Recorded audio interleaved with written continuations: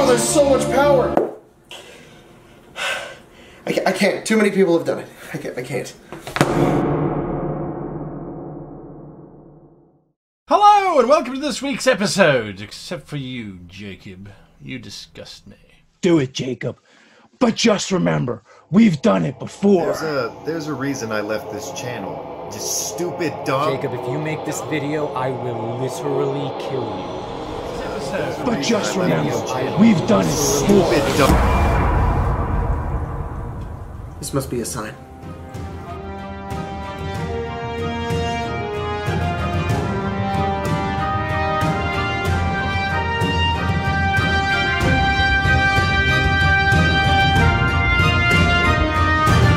So you're gonna play the Dungeon Master, huh? You're gonna take the reins and run the game. Holy gee. You don't want to play a character, you want to play 10,000 characters. Make a world, a story, craft dungeons, maps, NPCs. Plan studiously, or fly by the seat of your pants. Every DM is different. Create a dungeon, make some monsters, add some mysteries, and cry when the party decides they're gonna skip that shit. Being the Dungeon Master requires lots of skills that you'll want to develop and perfect to make sure everyone has fun at the table. So, here we go. Here's how to play the Dungeon Master. At level 1 Wait. Since the normal formula of this video has me following levels, I've got nothing to follow for this one. Effort. So instead I've made a handy-dandy little sheet we'll follow because that's how videos work, right? So we've got the world, the players, the adventure, and running the game. Because I think these are the valuable things you'll want to learn in being a Dungeon Master. We'll be paraphrasing a lot because this video would be really long if I went over every single thing. So let's start off with the first one, the world. Now, I would start off with the players because they are the most important part of your game.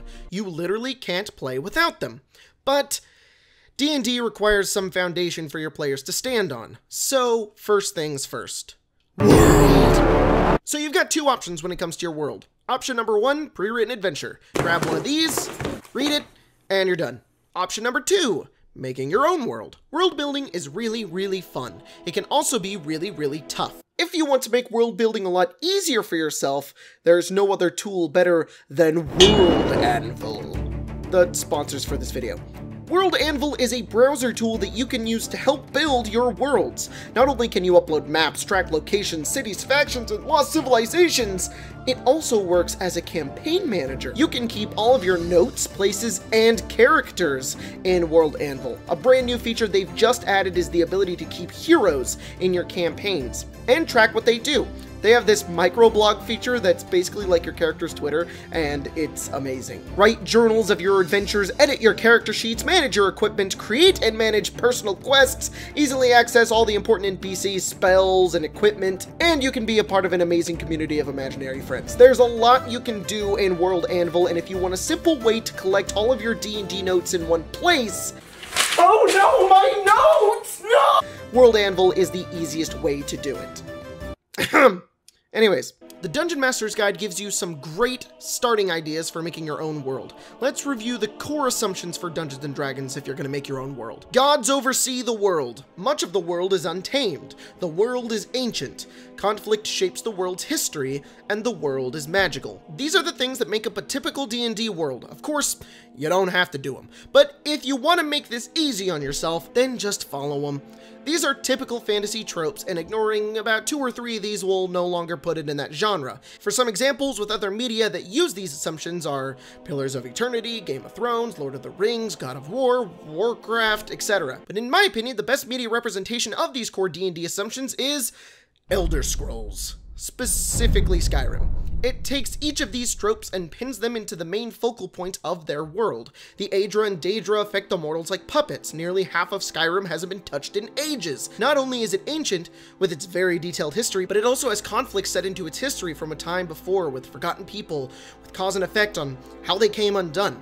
And the world is brimming with magic. The reason I'm using it as an example is because there's very little D&D original things in Skyrim. It really seems like they've taken the source material from Dungeons & Dragons and flavored it to their own setting. This is a very long and overly explained way to just say Skyrim is a great example of world building in Dungeons & Dragons. World building is not the same as writing a campaign. If you don't follow, it's because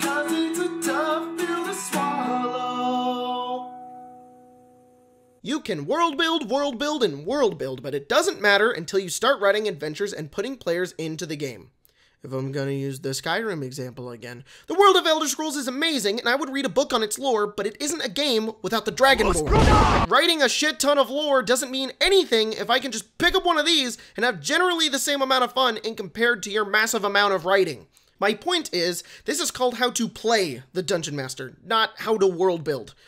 I've given all the advice I need on this subject. If you want to go learn how to world build, there's a bajillion channels and other things you can read. I don't know. I'm not that good at it. But if you want the basics, here you go. Make some gods, draw a map, write some factions, make some kingdoms, build some cities, write some history, incorporate magic in there somewhere, and you got it. You did it. Congrats. You built your own world. Good job. I commend you. Figure your world out and then move on to the next step. Now that you have your world ready, you can start planning an adventure and a campaign for your players to play in. So you want to make something relatively basic. It doesn't need to be super complicated, otherwise you're going to overwhelm them and they won't understand what's going on. The Dungeon Master's Guide has tables for world-shaking events, which I really like and highly suggest you use to frame your campaign under. You can use this to set up an adventure hook. For example, in my campaign, Sunder, which you can go check out on Arcane Arcade, I used discovery, expansion, or invention mixed with a cataclysmic disaster.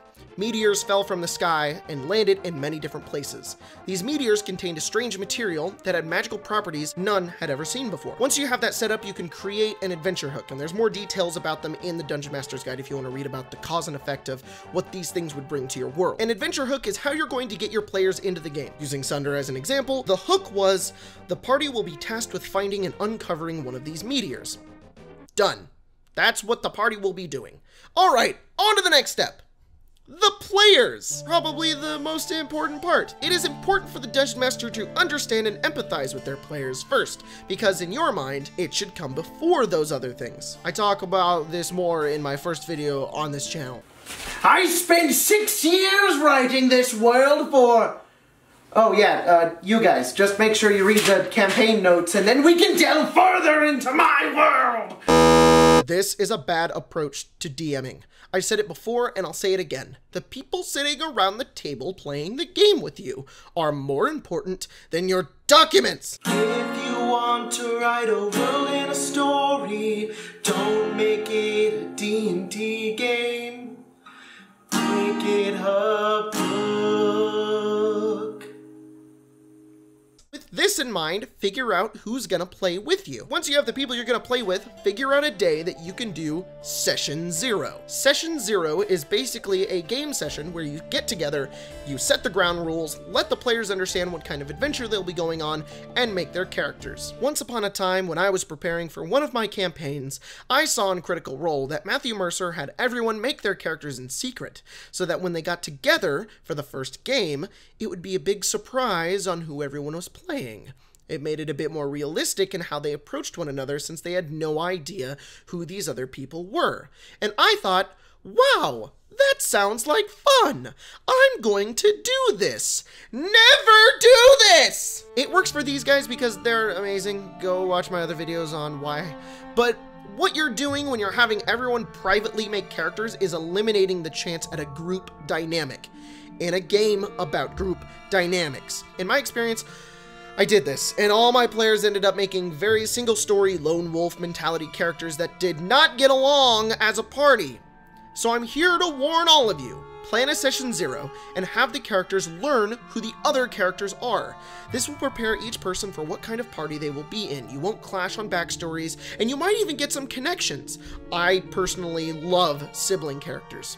Anyways, long tangent. Here's how to go about your Session 0. Get everyone together, give them a basic premise on your world, or the pre-writtens. Basic! I said basic! Don't bore them with all the lore you've written. Then, give them their adventure hook, which we wrote earlier. Once they have their hook, start making their characters. Try to work in reasons for them to go on your adventure. If someone is making a druid character who is very altruistic and you're about to run Waterdeep Dragon Heist, pose the question of the adventure hook towards them and try to come up with a reason on why they would be a part of the campaign. Why would your character want 500,000 gold? Most of the time, that player will see this as a challenge, an attempt to make their own story on why they would want such a thing. If so, you perfectly put them into the game on their own terms and they'll care about your plot hook. Also, though, don't be afraid to weave them into your world. It is a great way for your players to feel like they are a part of a living, breathing world. Have their families be noble houses in your city. Put one of their warlock patrons in your pantheons of powerful people. This is not your story, it's everyone's story. Alright, so you've got your world, adventure hook, and players with characters.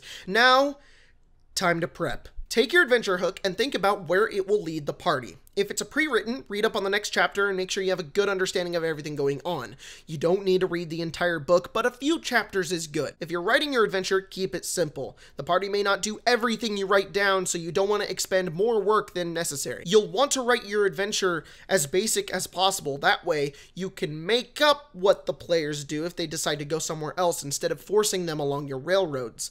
Everybody knows that railroading is dumb and stupid. Every adventure can be boiled down to the players learn X, they go accomplish Y, so that they can Z. In the case of my Sunder campaign, the players learn about the meteor. They go to find the meteor so that they can get paid. Then you can get into the nitty-gritty details. Where do they go? How do they find it? What will they encounter? Be as creative as possible. To start, have a starting location. Taverns are always great, but anything works. They could wake up with no memory on how they got where they were, or maybe they are about to head into a dungeon, or maybe you cut right into the middle of action as they're fighting a bunch of goblins, or just as they step off a boat into a new land. Play to the characters. If you have a character with a noble background, maybe their nobility will be a hand in gaining favor with the city. Maybe one of them is a lizard folk. Have an encounter that involves crafting or swimming. When you're making your adventure, you have to involve the players. Even when you're writing. They will be much more engaged with your game if you simply take into account their existence. Of course, you'll want to include some combat. Fighting monsters is always a lot of fun, and having active threats in your game will keep it interesting. You don't always have to have combat in your games, because some groups are always different, but the threat of their lives should always be at stake. The way I make my encounters is with this list. Location, enemy, reason, wildcard. First off, location. Where will the encounter take place? Swamps? Cave? City? A city encounter will be much different than a cave encounter. Enemy. Who are they fighting? If we're in a swamp, maybe they're fighting trolls. It doesn't make much sense for them to be fighting urban assassins in a swamp. Or is it? And this is a strange mystery. They will have to uncover strange things happening in the swamps. Maybe teleportation is reason. Why are the trolls attacking the players in a swamp? Are they hungry? Are they protecting something? Or are they working for a master? Or they're a hive mind and they're connected via mystic psionic powers and there's some ancient evil in the swamp that's taking over. Wildcard. Throw something weird in there to surprise the players and keep it interesting. Maybe the trolls are undead. Or the swamp is poisonous and the party will have to avoid stepping in it. Or maybe the trolls misunderstand their targets and are sentient good creatures that help them after 2 rounds of combat. I don't know, you decide. Now, you've got your adventure ready. If you want to, you can go ahead and print all this out and make some maps and get some minis and prep the encounters, have pictures, etc, etc. There's tons of tools out there on helping you prep to be a dungeon master. And now, after spending 3 weeks planning because everyone had work and school and no one could figure out a day to play, so we just waited until randomly someone got the day off and we got a 4-hour window to play Dungeons & Dragons, it's time. Running the game. Your players are sitting around the table, talking about their weeks, catching up, asking rules, making jokes, etc. Everyone is here, and now it's your moment. First off, breathe. Relax. This is a game. Its purpose is to be fun. No need to take this so seriously that it hurts you. Just remember to have fun. Bring everyone together and start them off on your adventure hook and starting location. Have them each introduce their characters with descriptions, and then send them off into the adventure. Don't rush, but don't stop. Find the happy medium. Your favorite sentence is now going to be, "So, what are you all going to do?" Or, "You can certainly try." If you forget a rule, just make it up on the fly. Just run with it. Nobody's keeping track of all that stuff. And if somebody is, then they're mean and dumb. Dungeons & Dragons is all about the stories that you make with these guys, what's happening at the table. Sometimes they don't follow what you wrote, and that's okay. Just run with it. If they don't decide to go fight the trolls in the swamp, and they decide to go off into the swamp to find the lake and go fishing, well, make up fishing rules. You can figure it out. I think you can figure it out, and whatever you end up doing, it'll be fun. The DM's Guide has a load of cool tools and rules on how to run your game smoothly. Just review them when you can, not now, and do your best. I'm not gonna sit here and tell you how to have fun with your friends. That's on you. Plus, there's like 40,000 guides on how to do that. So, congrats! You're the Dungeon Master. You're gonna have a lot of fun doing it. And so will your friends. Now, if you'll excuse me, I've got some encounters to write up. Hey everyone, thanks for watching this video. It took a long time for me to make, I know, but I want to give a huge shout out to my friends, Guy Sklanders from How to Be a Great GM, Dave Bryant from Nerdarchy, Logan, you know who that guy is over at the Runesmith, and Davy Chappie for that fun intro that we got to do at the beginning. Fun fact for everyone, Guy is actually running Saltmarsh on D&D's Twitch channel, so if you guys want to go see that and see what the new adventure is about, and see him be a great game master like he is, you guys should go check it out. There's a link in the description and in the comments. He's awesome and he's a really great guy, and he's also a really great dungeon master, so go support him. And that's the end of the video.